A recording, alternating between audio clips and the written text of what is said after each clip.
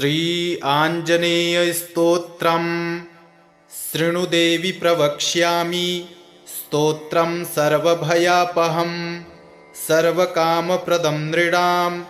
हनुमत्स्तोत्रमुत्तमं तप्तकाञ्चनसङ्काशं नानारत्नविभूषितम् उद्यद्बालार्कवदनं त्रिनेत्रं कुण्डलोज्ज्वलम् मौञ्जीकौपीनसंयुक्तं हेमयज्ञोपवीतिनं पिङ्गलाक्षं महाकायं टङ्कशैलेन्द्रधारिणं शिखानिक्षिप्तवालाग्रं मेरुशैलाग्रसंस्थितं मूर्तित्रयात्मकं पीनं महावीरं महाहनुं हनुमन्तं वायुपुत्रं नमामि ब्रह्मचारिणं त्रिमूर्त्यात्मकमात्मस्थं जपाकुसुमसन्निभं नानाभूषणसंयुक्तम् आञ्जनेयं नमाम्यहं पञ्चाक्षरस्थितं देवं नीलनीरदसन्निभं पूजितं सर्वदेवैश्च राक्षसान्तं नमाम्यहम् अचलद्युतिसङ्काशं सर्वालङ्कारभूषितं षडक्षरस्थितं देवं नमामि कपिनायकं तप्तस्वर्णमयं देवं हरिद्राभं सुरार्चितं सुन्दरं साब्जनयनं त्रिनेत्रं तं नमाम्यहम् अष्टाक्षराधिपं देवं हीरवर्णसमुज्ज्वलं नमामि जनतावन्द्यं लङ्काप्रासादभञ्जनम् अतसी पुष्पसङ्काशं दशवर्णात्मकं विभुं जटाधरं चतुर्बाहुं नमामि कपिनायकं द्वादशाक्षरमन्त्रस्य नायकं कुन्तधारिणम् अंकुशं च दधानं च कपिवीरं नमाम्यहम् त्रयोदशाक्षरयुतं सीतादुःखनिवारिणं पीतवर्णं लसत्कायं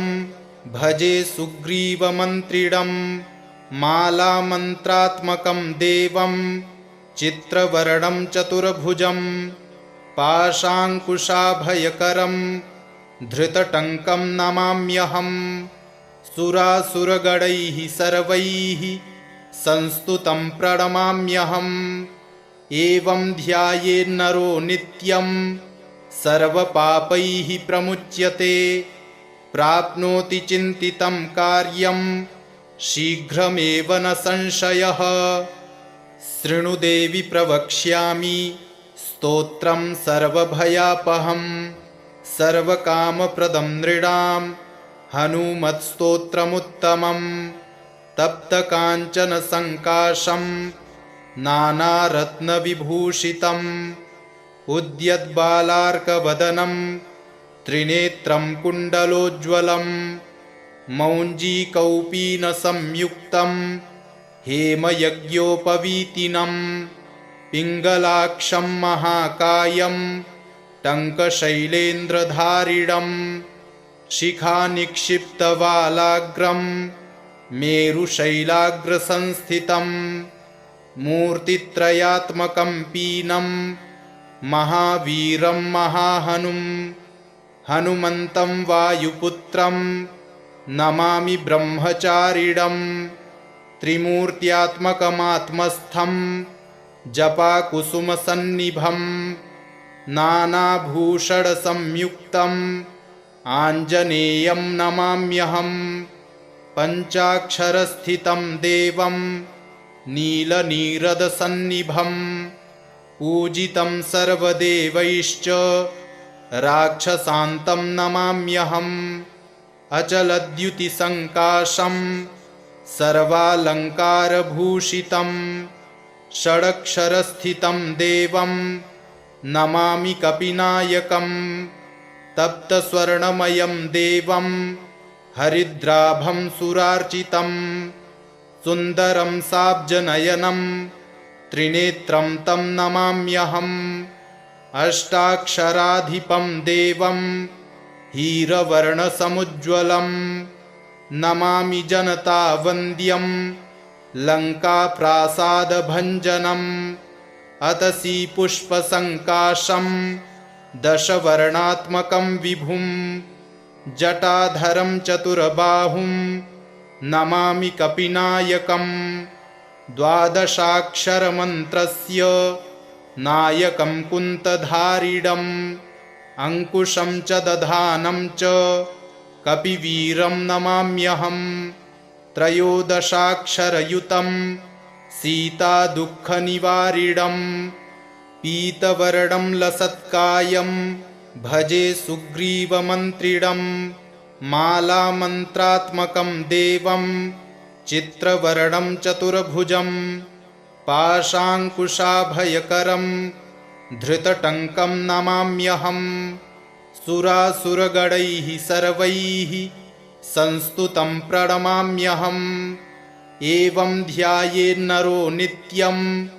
सर्वपापैः प्रमुच्यते प्राप्नोति चिन्तितं कार्यं शीघ्रमेव न संशयः। शृणु देवि प्रवक्ष्यामि स्तोत्रं सर्वभयापहं सर्वकामप्रदं नृणां हनुमत्स्तोत्रमुत्तमं तप्तकाञ्चनसङ्काशं नानारत्नविभूषितम् उद्यद्बालार्कवदनं त्रिनेत्रं कुण्डलोज्ज्वलं मौञ्जीकौपीनसंयुक्तं हेमयज्ञोपवीतिनं पिङ्गलाक्षं महाकायं टङ्कशैलेन्द्रधारिणं शिखानिक्षिप्तवालाग्रं मेरुशैलाग्रसंस्थितं मूर्तित्रयात्मकं पीनं महावीरं महाहनुं हनुमन्तं वायुपुत्रं नमामि ब्रह्मचारिणं त्रिमूर्त्यात्मकमात्मस्थं जपाकुसुमसन्निभं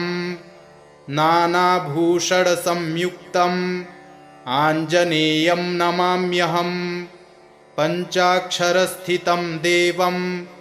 नीलनीरदसन्निभं पूजितं सर्वदेवैश्च राक्षसान्तं नमाम्यहम् अचलद्युतिसङ्काशं सर्वालङ्कारभूषितं षडक्षरस्थितं देवं नमामि कपिनायकम् तप्तस्वर्णमयं देवं हरिद्राभं सुरार्चितं सुन्दरं साब्जनयनं त्रिनेत्रं तं नमाम्यहम् अष्टाक्षराधिपं देवं हीरवर्णसमुज्ज्वलं नमामि जनतावन्द्यं लङ्काप्रासादभञ्जनम् अतसी पुष्पसङ्काशं दशवर्णात्मकं विभुं जटाधरं चतुर्बाहुं नमामि कपिनायकं द्वादशाक्षरमन्त्रस्य नायकं कुन्तधारिणम् अंकुशं च दधानं च कपिवीरं नमाम्यहम् त्रयोदशाक्षरयुतं सीतादुःखनिवारिणं पीतवर्णं लसत्कायं भजे सुग्रीवमन्त्रिणं मालामन्त्रात्मकं देवं चित्रवर्णं चतुर्भुजं पाशाङ्कुशाभयकरं धृतटङ्कं नमाम्यहम् सुरासुरगणैः सर्वैः संस्तुतं प्रणमाम्यहम् एवं ध्यायेन्नरो नित्यं सर्वपापैः प्रमुच्यते प्राप्नोति चिन्तितं कार्यं शीघ्रमेव न संशयः। शृणु देवि प्रवक्ष्यामि स्तोत्रं सर्वभयापहं सर्वकामप्रदं नृणां हनुमत्स्तोत्रमुत्तमं तप्तकाञ्चनसङ्काशं नानारत्नविभूषितम्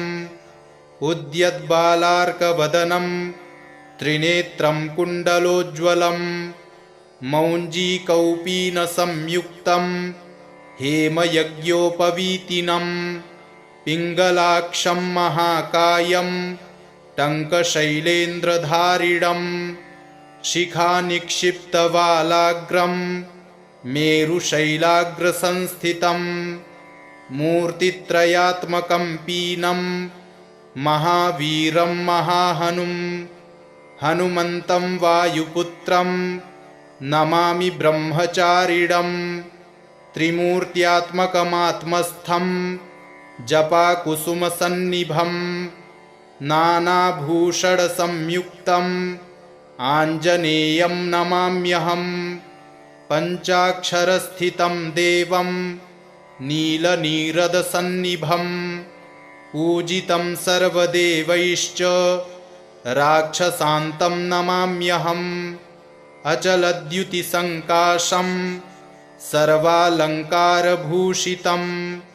षडक्षरस्थितं देवं नमामि कपिनायकं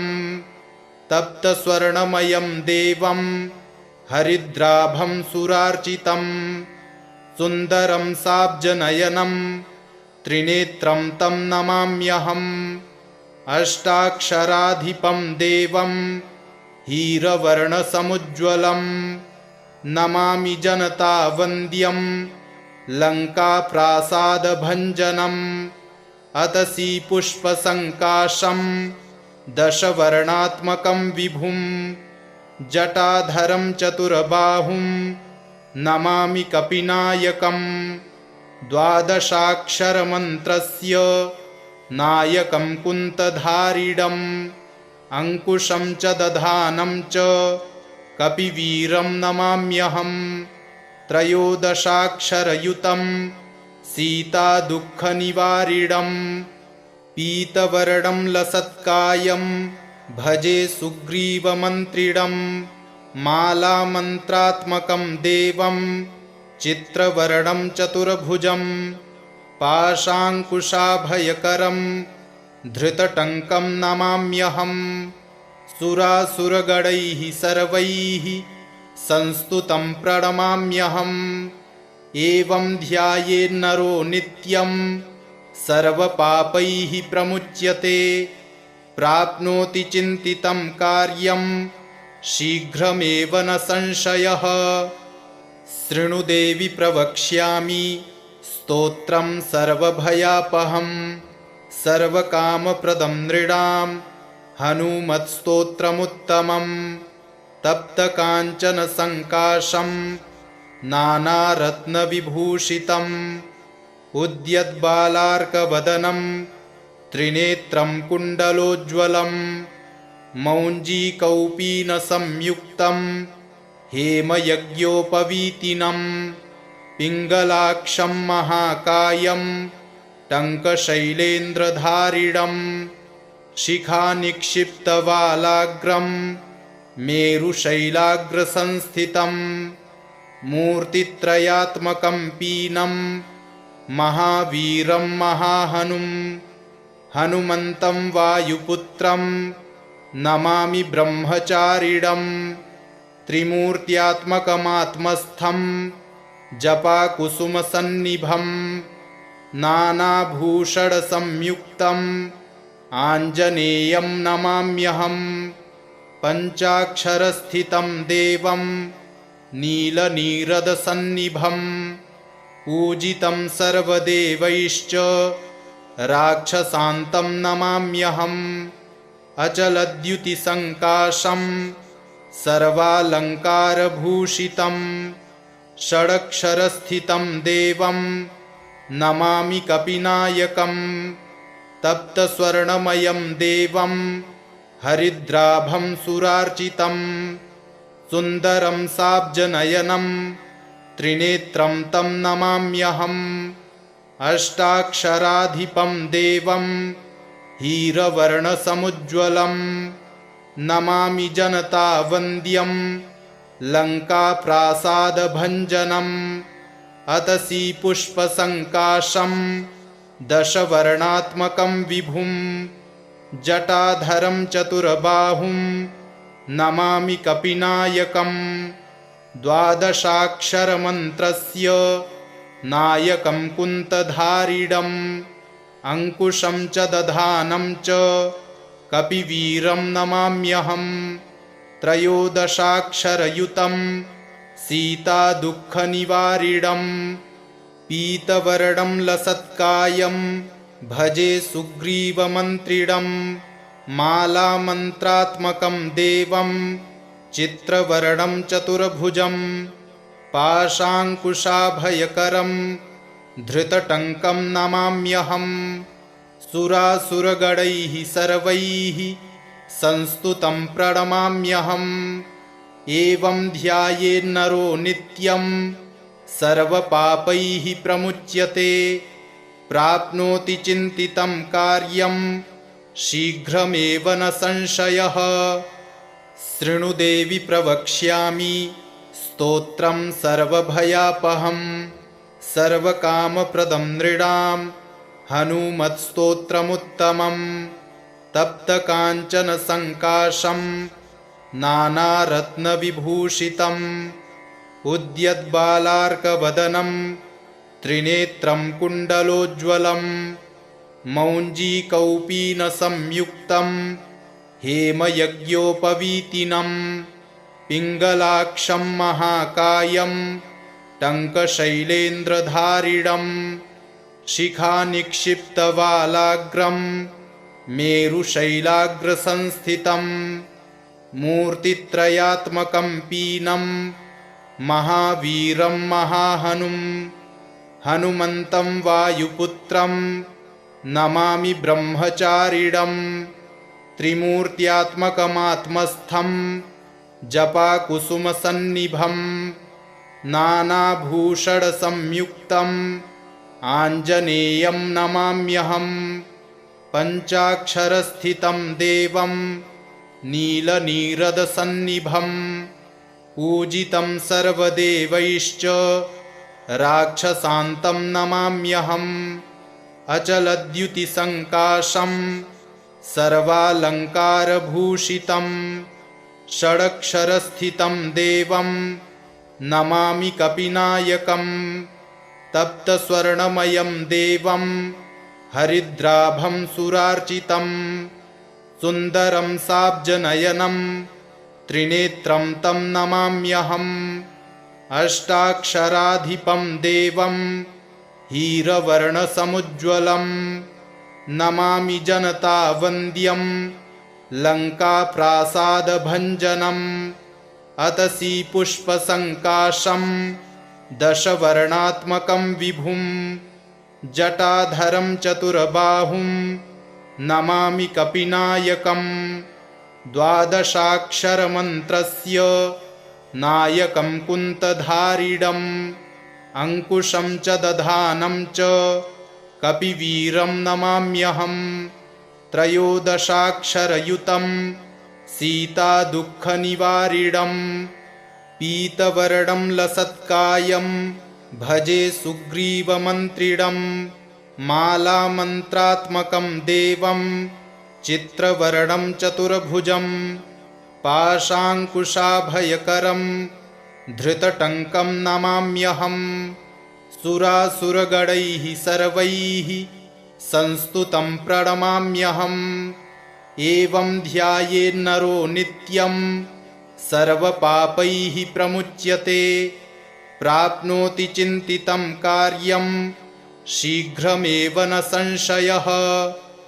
शृणु देवि प्रवक्ष्यामि स्तोत्रं सर्वभयापहं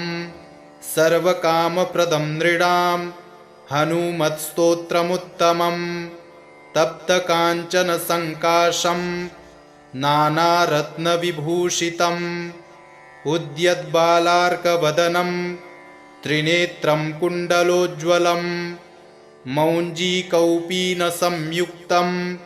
हेमयज्ञोपवीतिनं पिङ्गलाक्षं महाकायं टङ्कशैलेन्द्रधारिणं शिखानिक्षिप्तवालाग्रं मेरुशैलाग्रसंस्थितं मूर्तित्रयात्मकं पीनं महावीरं महाहनुं हनुमन्तं वायुपुत्रं नमामि ब्रह्मचारिणं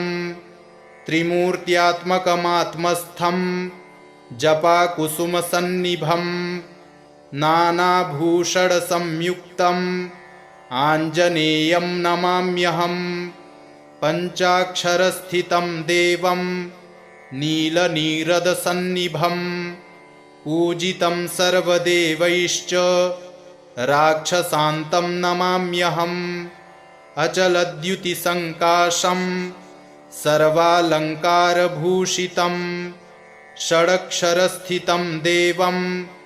नमामि कपिनायकं तप्तस्वर्णमयं देवं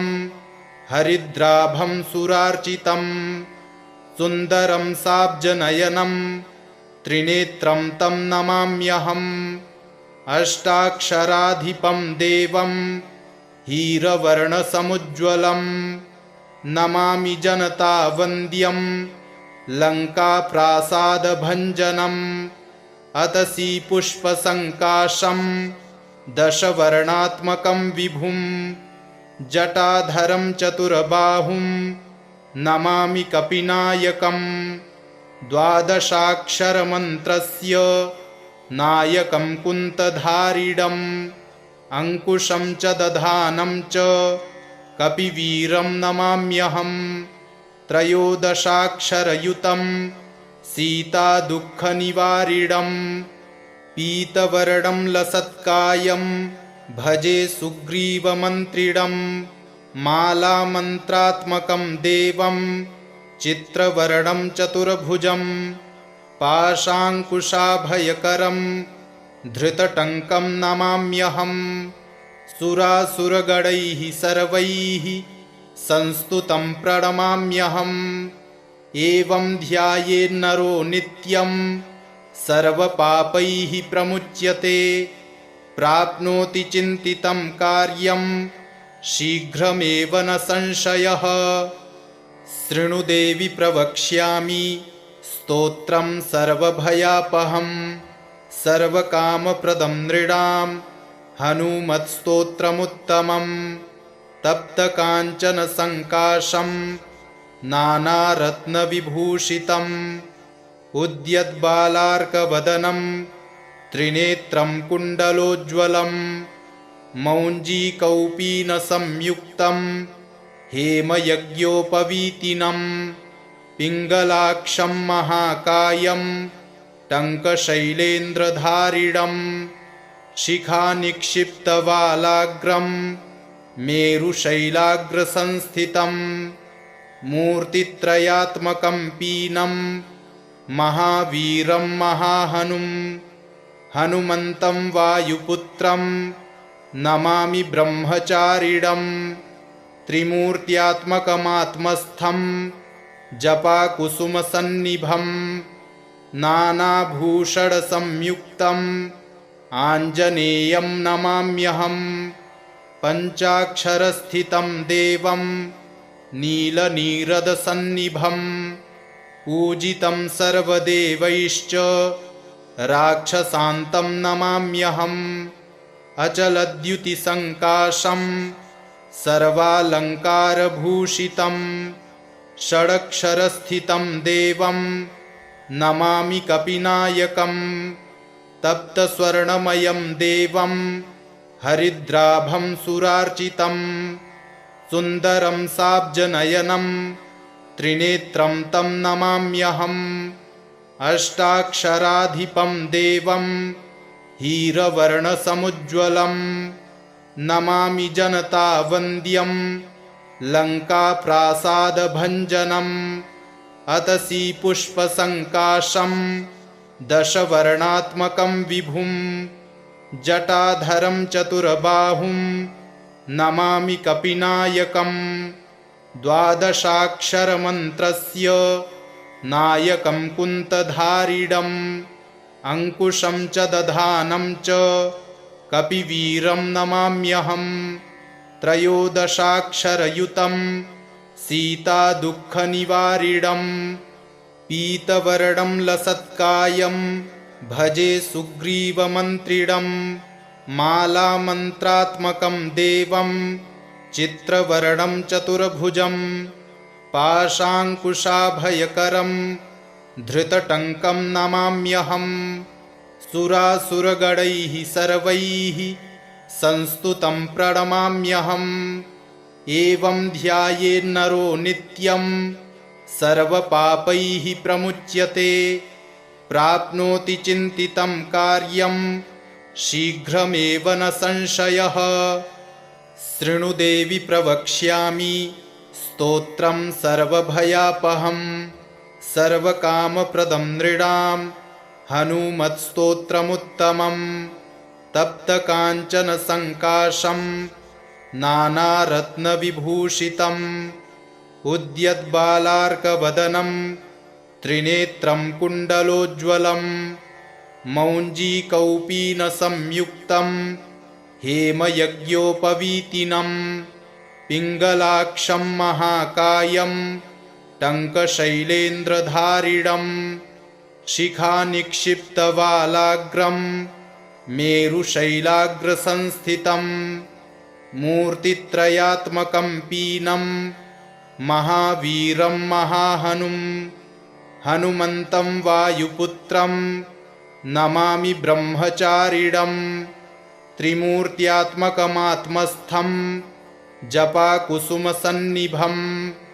नानाभूषणसंयुक्तम् आञ्जनेयं नमाम्यहम् पञ्चाक्षरस्थितं देवं नीलनीरदसन्निभं पूजितं सर्वदेवैश्च राक्षसान्तं नमाम्यहम् अचलद्युतिसङ्काशं सर्वालङ्कारभूषितं षडक्षरस्थितं देवं नमामि कपिनायकम् तप्तस्वर्णमयं देवं हरिद्राभं सुरार्चितं सुन्दरं साब्जनयनं त्रिनेत्रं तं नमाम्यहम् अष्टाक्षराधिपं देवं हीरवर्णसमुज्ज्वलं नमामि जनतावन्द्यं लङ्काप्रासादभञ्जनम् अतसी पुष्पसङ्काशं दशवर्णात्मकं विभुं जटाधरं चतुर्बाहुं नमामि कपिनायकम् द्वादशाक्षरमन्त्रस्य नायकं कुन्तधारिणम् अंकुशं च दधानं च कपिवीरं नमाम्यहम् त्रयोदशाक्षरयुतं सीतादुःखनिवारिणं पीतवर्णं लसत्कायं भजे सुग्रीवमन्त्रिणं मालामन्त्रात्मकं देवं चित्रवर्णं चतुर्भुजं पाशाङ्कुशाभयकरं धृतटङ्कं नमाम्यहम् सुरासुरगणैः सर्वैः संस्तुतं प्रणमाम्यहम् एवं ध्यायेन्नरो नित्यं सर्वपापैः प्रमुच्यते प्राप्नोति चिन्तितं कार्यं शीघ्रमेव न संशयः शृणु देवि प्रवक्ष्यामि स्तोत्रं सर्वभयापहं सर्वकामप्रदं नृणां हनुमत्स्तोत्रमुत्तमं तप्तकाञ्चनसङ्काशं नानारत्नविभूषितम् उद्यद्बालार्कवदनं त्रिनेत्रं कुण्डलोज्ज्वलं मौञ्जीकौपीनसंयुक्तं हेमयज्ञोपवीतिनं पिङ्गलाक्षं महाकायं टङ्कशैलेन्द्रधारिणं शिखानिक्षिप्तवालाग्रं मेरुशैलाग्रसंस्थितं मूर्तित्रयात्मकं पीनं महावीरं महाहनुं हनुमन्तं वायुपुत्रं नमामि ब्रह्मचारिणं त्रिमूर्त्यात्मकमात्मस्थं जपाकुसुमसन्निभं नानाभूषणसंयुक्तम् आञ्जनेयं नमाम्यहम् पञ्चाक्षरस्थितं देवं नीलनीरदसन्निभं पूजितं सर्वदेवैश्च राक्षसान्तं नमाम्यहम् अचलद्युतिसङ्काशं सर्वालङ्कारभूषितं षडक्षरस्थितं देवं नमामि कपिनायकम् तप्तस्वर्णमयं देवं हरिद्राभं सुरार्चितं सुन्दरं साब्जनयनं त्रिनेत्रं तं नमाम्यहम् अष्टाक्षराधिपं देवं हीरवर्णसमुज्ज्वलं नमामि जनतावन्द्यं लङ्काप्रासादभञ्जनम् अतसी पुष्पसङ्काशं दशवर्णात्मकं विभुं जटाधरं चतुर्बाहुं नमामि कपिनायकम् द्वादशाक्षरमन्त्रस्य नायकं कुन्तधारिणम् अंकुशं च दधानं च कपिवीरं नमाम्यहम् त्रयोदशाक्षरयुतं सीतादुःखनिवारिणं पीतवर्णं लसत्कायं भजे सुग्रीवमन्त्रिणं मालामन्त्रात्मकं देवं चित्रवर्णं चतुर्भुजं पाशाङ्कुशाभयकरं धृतटङ्कं नमाम्यहम् सुरासुरगणैः सर्वैः संस्तुतं प्रणमाम्यहम् एवं ध्यायेन्नरो नित्यं सर्वपापैः प्रमुच्यते प्राप्नोति चिन्तितं कार्यं शीघ्रमेव न संशयः शृणु देवि प्रवक्ष्यामि स्तोत्रं सर्वभयापहं सर्वकामप्रदं नृणां हनुमत्स्तोत्रमुत्तमं तप्तकाञ्चनसङ्काशं नानारत्नविभूषितम् उद्यद्बालार्कवदनं त्रिनेत्रं कुण्डलोज्ज्वलं मौञ्जीकौपीनसंयुक्तं हेमयज्ञोपवीतिनं पिङ्गलाक्षं महाकायं टङ्कशैलेन्द्रधारिणं शिखानिक्षिप्तवालाग्रं मेरुशैलाग्रसंस्थितं मूर्तित्रयात्मकं पीनं महावीरं महाहनुं हनुमन्तं वायुपुत्रं नमामि ब्रह्मचारिणं त्रिमूर्त्यात्मकमात्मस्थं जपाकुसुमसन्निभं नानाभूषणसंयुक्तम् आञ्जनेयं नमाम्यहम् पञ्चाक्षरस्थितं देवं नीलनीरदसन्निभं पूजितं सर्वदेवैश्च राक्षसान्तं नमाम्यहम् अचलद्युतिसङ्काशं सर्वालङ्कारभूषितं षडक्षरस्थितं देवं नमामि कपिनायकम् तप्तस्वर्णमयं देवं हरिद्राभं सुरार्चितं सुन्दरं साब्जनयनं त्रिनेत्रं तं नमाम्यहम् अष्टाक्षराधिपं देवं हीरवर्णसमुज्ज्वलं नमामि जनतावन्द्यं लङ्काप्रासादभञ्जनम् अतसी पुष्पसङ्काशं दशवर्णात्मकं विभुं जटाधरं चतुर्बाहुं नमामि कपिनायकम् द्वादशाक्षरमन्त्रस्य नायकं कुन्तधारिणम् अंकुशं च दधानं च कपिवीरं नमाम्यहम् त्रयोदशाक्षरयुतं सीतादुःखनिवारिणं पीतवर्णं लसत्कायं भजे सुग्रीवमन्त्रिणं मालामन्त्रात्मकं देवं चित्रवर्णं चतुर्भुजं पाशाङ्कुशाभयकरं धृतटङ्कं नमाम्यहम् सुरासुरगणैः सर्वैः संस्तुतं प्रणमाम्यहम्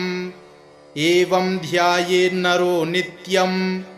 सर्वपापैः प्रमुच्यते प्राप्नोति चिन्तितं कार्यं शीघ्रमेव न संशयः। इति श्री आञ्जनेयस्तोत्रम् सम्पूर्णम्।